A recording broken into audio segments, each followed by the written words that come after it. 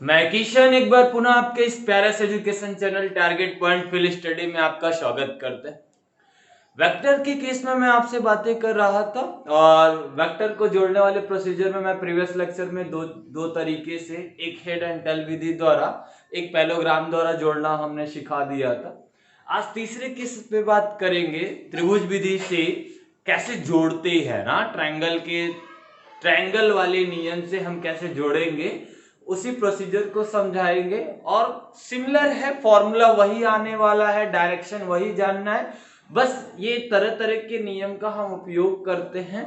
तो आइए उसी को देखते हैं। जैसे हमारे पास दो vector component vector A and vector B, ठीक है। हमारे पास दो वेक्टर ले लेते हैं, एक वेक्टर हमारा ए हो जाएगा, एक वेक्टर बी हमारा हो जाता है। तो यहां देख लेते हैं, एक वेक्टर हमने ए ले लिया और एक दूसरा वेक्टर हमने बी ले लिया, एक दूसरा वेक्टर, और दो वेक्टर जुड़ते हैं कैसे बताया था, हेड एंड टेल प्रोसेस द्वारा। हेड एंड टेल प्रोसेस द्वारा जुड़ते हैं, क्या पहले वाले का हेड दूसरे वाले के टेल से जुड़ता है। तो ये आपका, तो जो रिजल्टेंट होगा वो क्या हो जाएगा, पहले वाले का टेल आखिरी वाले के हेड के जो वेक्टर के, वही क्या कहलाता है, रिजल्टेंट कहलाता है। ये वेक्टर ए, ये वेक्टर बी, तो इनका रिजल्टेंट हमारा क्या कहलाएगा, आर। तो आइए प्रूव करते हैं। निकलना है फॉर्मूला यही आता है, आर बराबर अंडर रूट ऑफ क्या जाता है, A square plus B square plus 2ab cos theta, यही आता है। और इनके बीच का डायरेक्शन, हमें आर का डायरेक्शन, क्योंकि R is also vector component, तो हमें इसमें मैग्नीट्यूड मिलेगा और डायरेक्शन भी मिलेगा। तो इनका जो डायरेक्शन निकालना होता है वो भी क्या निकालते हैं, तो वो आपका आता है डायरेक्शन के केस में कि tan अल्फा इक्वल टू हम लिख लेते हैं क्या, बी साइन थीटा अपॉन में क्या हो जाता है, a प्लस कॉस थीटा ना। तो यहाँ पे b प्लस कॉस थीटा कुछ इस तरीके का कंपोनेंट आता है। तो आइए इन सब चीजों को हम अभी प्रूव करते हैं, उसी चीज को हम देखते हैं। यहाँ देखो, यहाँ क्या आ रहा है कि इन दोनों वेक्टर, तो हम इन दोनों वेक्टर के बीच का एंगल पहले निकालें, इन दोनों वेक्टर के बीच का एंगल निकाल लें। तो एंगल निकालने वाले प्रोसीजर को प्रीवियस लेक्चर में हमने डिस्कस किया, जो बच्चे नहीं देखे होंगे कोई बात नहीं, मैं उसके लिंक को डिस्क्रिप्शन में डाल दूंगा, पहले उस वीडियो को देख लेंगे फिर आप इस वीडियो को देखिएगा। तो अभी इनके बीच का एंगल निकालना है, तो इसके लिए हमने कहा था हेड एंड हेड या टेल एंड टेल रूल का प्रयोग करेंगे। और उससे भी पहले मैंने एक पैरेलल शिफ्टिंग की बात की थी। तो लीजिए मैं इस वेक्टर को पैरेलल शिफ्ट कर देता हूं इस तरीके से। यदि इस वेक्टर को हमने पैरेलल शिफ्ट कर दिया, तो अब देखो यही वेक्टर का यहाँ पे इस वेक्टर को हमने पैरेलल शिफ्ट कराया, ठीक है। तो अब यहां से क्या होगा, ऐसे ही हमने पैरेलल शिफ्ट करा दिया। तो अब एक बात देखो यहां से कि इस वेक्टर का इस वेक्टर के बीच ना, इस वेक्टर का इस वेक्टर के बीच में, ठीक है, एंगल मान लिए क्या हो गया, थीटा। ये पूरा वेक्टर ए है, लेकिन हम क्या करेंगे कि हम इससे इस पे एक लंब डाल देंगे ना, ट्रीट करने के लिए। तो यहां से क्या हो जाएगा, हमने एक इस पे लंब डाल दिया, ये आपका हो जाएगा m, इसको मान लिया n, तो m n o p ऐसा हमने कंसीडर कर लिया, मान लिया पॉइंट है, मान लिया। तो वैसे ही हमें क्या करना होगा, मुझे इस r को जानना है कि ये r कितना है, ठीक है। तो अब इस r को निकालने के लिए हम एक बड़े वाले त्रिभुज का उपयोग कर ले, जैसे MON समकोण त्रिभुज के लिए। तो इस कंडीशन पे हमें इसकी वैल्यू और इसकी वैल्यू चाहिए। तो इसकी वैल्यू के लिए हमें पहले इस छोटे वाले लंब इस पे डाला है, तो इस छोटे वाले एक समकोण त्रिभुज की सहायता से हमें ये वाला साइड और ये वाला साइड चाहिए। तो इस वाले साइड को पहले निकाल लेते हैं। तो ट्रायंगल क्या ले लेंगे, NOP से, तो NOP से, तो यहां से हम इसको निकालने जाएंगे, तो लंब बटे कड़ हो जाएगा। ये लंब बटे कड़ किसका संबंध होता है, साइन का होता है। तो हमने ले लिया साइन थीटा इक्वल टू लंब, लंब की यहाँ कितना है NO, यहाँ पे कड़ कितना हो गया NP, तो हमें यही साइड चाहिए। तो NO इक्वल टू क्या हो जाएगा, NP साइन थीटा हो जाएगा। तो NP की वैल्यू कितनी है, B है, तो B साइन थीटा हो गया। ये इसकी वैल्यू हो गई यहाँ NO की वैल्यू हो गई, ठीक है। और इसी प्रकार इसकी वैल्यू हम कंसीडर कर ले, तो इसकी वैल्यू जब कंसीडर करेंगे तो आधार बटे कड़ किसका संबंध होगा, कॉस का हो जाएगा। तो जब कॉस का रिलेशन देखेंगे तो कॉस थीटा इक्वल टू क्या हो जाएगा, आधार आधार बटे क्या हो जाएगा, कड़। आधार कितना है PO, कड़ कितना है हमारे पास NP, तो हमें PO की वैल्यू चाहिए। तो अब इसका क्रॉस मल्टीप्लिकेशन कर दे तो PO इक्वल टू, इसको इधर भेजिएगा तो ये क्या हो जाएगा, NP cos थीटा हो जाएगा।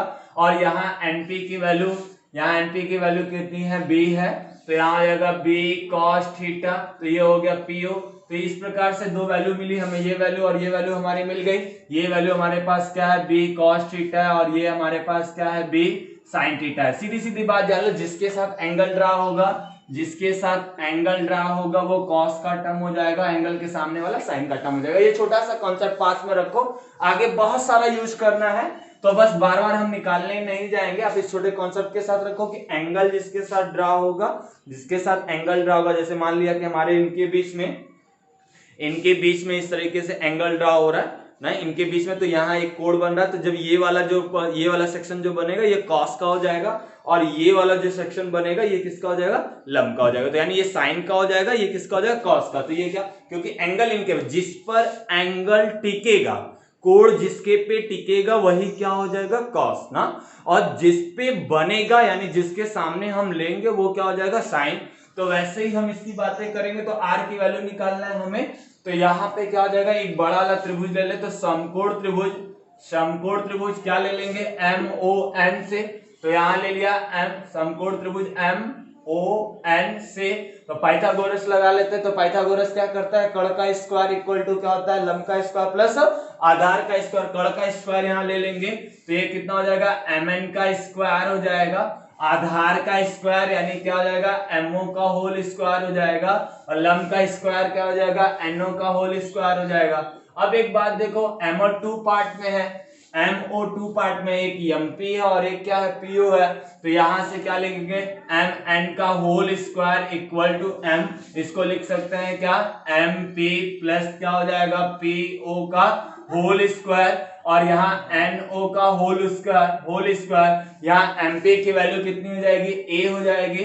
तो यहाँ ये R का स्क्वायर हो जाएगा MN का, तो ये R का स्क्वायर हो गया। MP की वैल्यू कितनी हो गई, A हो गई, प्लस PO की वैल्यू कितनी हो गई, B cos थीटा हो गया। तो ये B cos थीटा का होल स्क्वायर।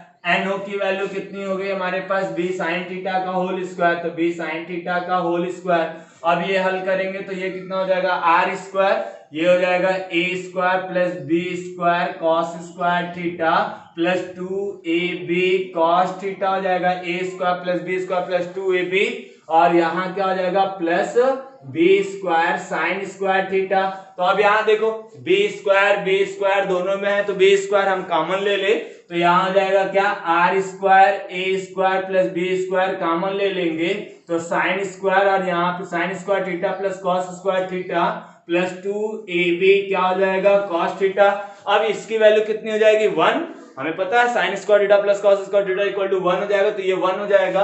तो यहाँ बचेगा R square equal to A square plus B square plus 2AB cos theta. तो R निकालेंगे तो अंडर रूट ऑफ क्या हो जाएगा, A square plus B square plus 2AB cos theta. तो ये आपका क्या निकलता है, रिजल्टेंट निकलता है। यही इसका रिजल्टेंट है, यही इसका क्या आएगा, रिजल्टेंट होगा, यही इसकी वैल्यू होगी।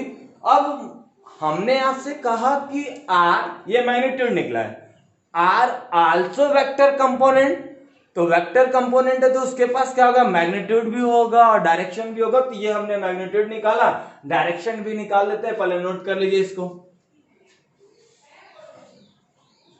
आइए इनकी दिशा को भी देख लेते हैं, रिजल्टेंट का डायरेक्शन जान लेते हैं, क्योंकि ये तो हमने मैग्नीट्यूड निकाला, डायरेक्शन भी निकाल लेते हैं। तो डायरेक्शन के लिए चलिए यहां मिटा देते हैं, तो डायरेक्शन की बात कर लेते हैं। तो मान लिया ये अल्फा कोण पे, किस कोण पे, अल्फा कोण पे, तो अल्फा हमें निकालना है।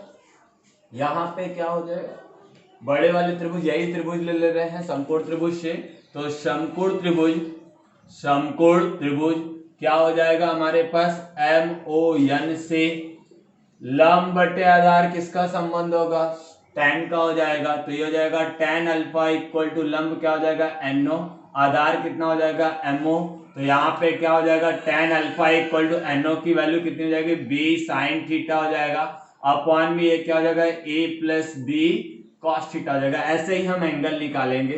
कुछ केसेस के विषय में जान लेते हैं कि कैसे हम इसको कंसीडर करेंगे। तो इसमें हम फर्स्ट केस ये ले लेते हैं कि यदि इनके बीच का एंगल 0 हो, तो एंगल बीच का 0 होने का मतलब एक दूसरे के पैरेलल होगा, एक दूसरे के कैसा होगा पैरेलल होगा। तो केस फर्स्ट ले लेते हैं। तो केस फर्स्ट में हम यह देखते हैं कि बीच का एंगल हमने 0 डिग्री ले लिया, थीटा इक्वल टू हमने क्या ले लिया 0 डिग्री ले लिया। तो 0 लेने का मतलब क्या हो जाएगा R equal to under root of A square plus B square plus 2ab cos 0 degree.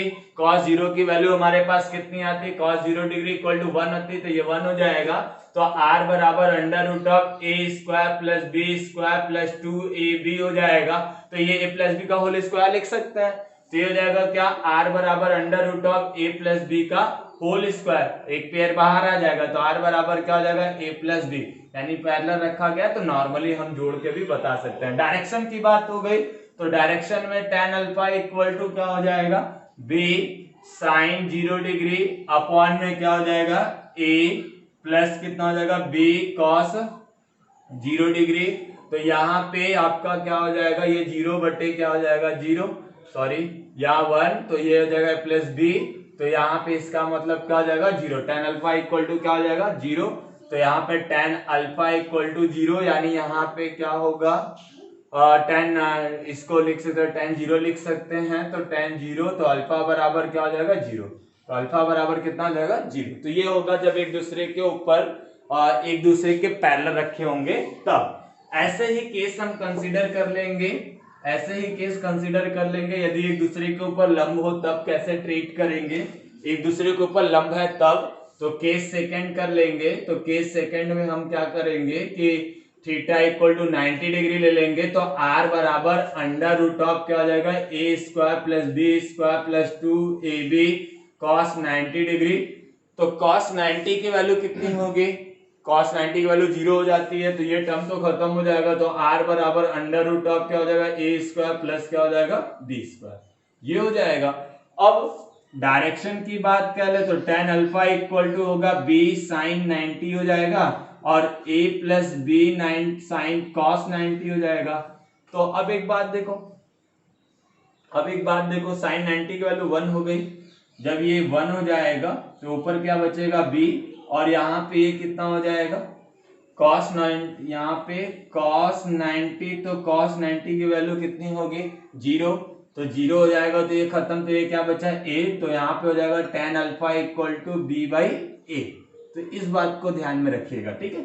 एक लास्ट केस पे मैं आपसे डिस्कस करूंगा जब ये एक दूसरे के विपरीत हो तब कैसा होगा ना। तो इस बातों को सब नोट करते चलिए, वीडियो को रोक के आप नोट कर लिया कीजिए, ठीक है। तो अब यहाँ देखिए आगे बातें कर लेते हैं। तो अब अगले केस की तरफ बढ़े कि इनके बीच का एंगल 180 हो जाए, यानी एक दूसरे के पैरेलल हो, एक दूसरे के अपोजिट हो जाए, कुछ ऐसा। तो यहाँ पे जैसे हम ले लेते हैं थीटा इक्वल टू 180 अंश, तो यहाँ r इक्वल टू हो जाएगा a square plus B square plus 2ab cos 180 अंश ना।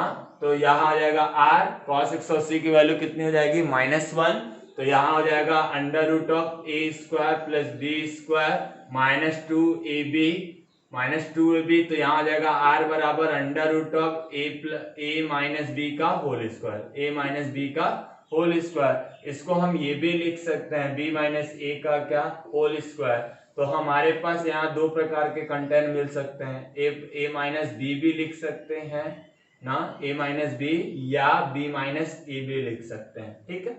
ऐसे ही बातें करेंगे, डायरेक्शन निकाल लीजिएगा, ठीक है। तो इस प्रकार से हम सवाल को हैंडल करेंगे। कुछ स्थितियों पे जैसे ऐसे फिक्स टाइप का है तो हम बार बार हल करने नहीं जाएंगे, तो उस कंडीशन पे हम केवल इस तरीके के फॉर्मूले को रखकर यूज कर लेते हैं, ठीक है। तो ये आपका तीसरा कंडीशन था सदिशों को जोड़ने वाला। तो आई होप ये सारी बातें आपको समझ में आई होगी, ठीक है। ये सारी बातें आपको समझ में आई होगी। मैं नेक्स्ट लेक्चर में इनके सब्ट्रैक्शन की बात करूंगा। ठीक है, तो अभी आज के लिए बस इतना ही। Thank you, best of luck, मन लगा के पढ़िए, घर रहिए, सुरक्षित रहिए। ठीक है, थैंक यू।